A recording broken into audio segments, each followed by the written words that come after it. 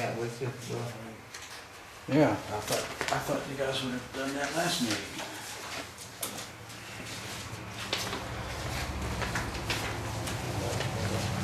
More correspondence. No. Good reports. Was he gonna Safety reports, get no. an opportunity to read it? We're not in public comment or anything like that right now. That's what we said at the last meeting, I believe. We said we would review it. Okay, in that case, I guess I'll have to read it, I reviewed it, so. because I got it as correspondence. I'd prefer, in the past, isn't that the precedence that was said, that the person could read it? I'm not sure why each board member can't read it, and just review it. Yeah, we reviewed Why does it. it have to be read? That's the way it's always been done in the past, how your husband always did it, so. How my husband always did it, really. Yeah, Come on, Jeff. it's true. We're gonna move on. He's been like one meeting ever. We're just Read gonna a move on, letter. okay? It's a Bowling Green Township Board of Trustees, subject Snedden Road issue and the Ohio Sunshine Law. This is dated March 15th. Annually, Ohio recognizes a week in March as Sunshine Week to remind us of the importance of open records and open meetings. Ohio law also requires that the public body must keep full and accurate minutes. The minutes must state sufficient facts and information to permit the public to understand and appreciate the rationale behind the public body's decision. The Township Fiscal Officer is assigned the statutory duty to keep an accurate record of the proceedings of the Board of Township Trustees at all its meetings. Based on the facts that have come to light on the recent on-site viewing and subsequent meeting at the County Commissioner's Office regarding Snedden Road issue, I felt some of the facts needed to be documented and placed into the official township public record. In the past years, I had brought forth several cases of non-adherence to the applicable Ohio revised code sections by some of our township trustees, one of these being the Ohio Sunshine Law, whereas all public matters are to be brought to the board and discussed openly in the public arena. Based on the events and facts brought forth regarding the Snedden Road matter, we appear to have two trustees taking action on a public matter, but again doing so out of sight and outside of the normal public venue. I state this since the paper trail clearly shows that past trustee Watkins and current trustee Van Buren have made the decision to represent the Board of Trustees as approving an extension of the roadway. Also, per trustee Van Buren's own words, he informed the township zoning inspector to take a petition to the Commissioner's Office and indicate it represented the Board of Trustees. This is untrue representation of the facts, since the board had never even discussed this issue in public at any past township meeting, let alone make a resolution to support a formal petition.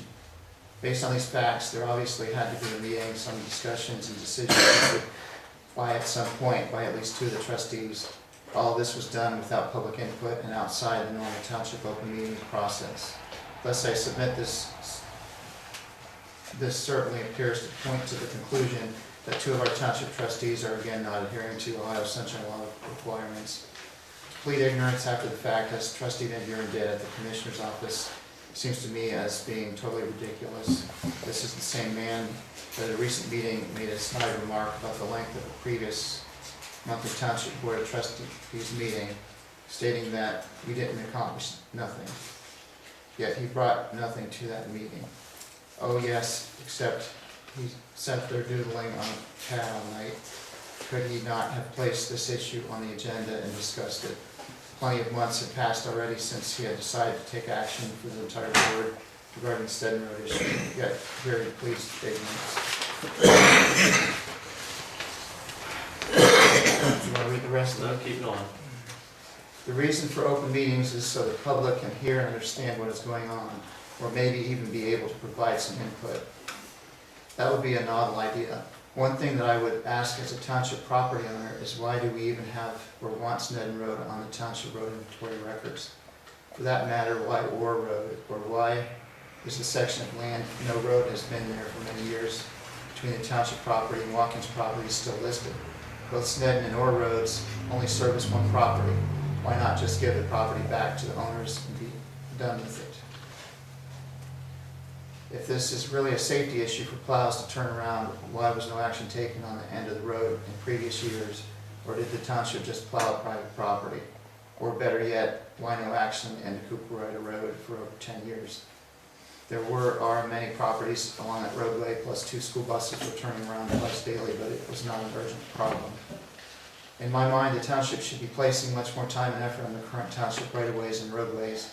There are plenty of areas that have been neglected for many years and have yet to be addressed. I'm quite sure many residents would love it if the township actually serviced and plowed their driveways as well, but we all know this is not going to be happening.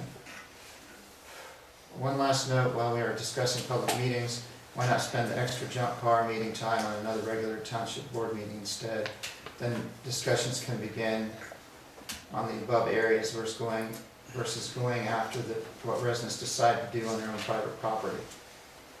Plus, we can spend township time, energy, and money on where the rubber hits the road versus on airplanes to take aerial shots, and then tying up the county prosecutor's time to resolve any legal issues along the way.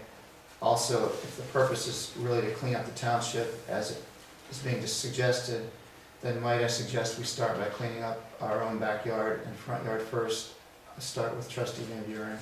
Respectfully, Will Kern, a fellow township property owner.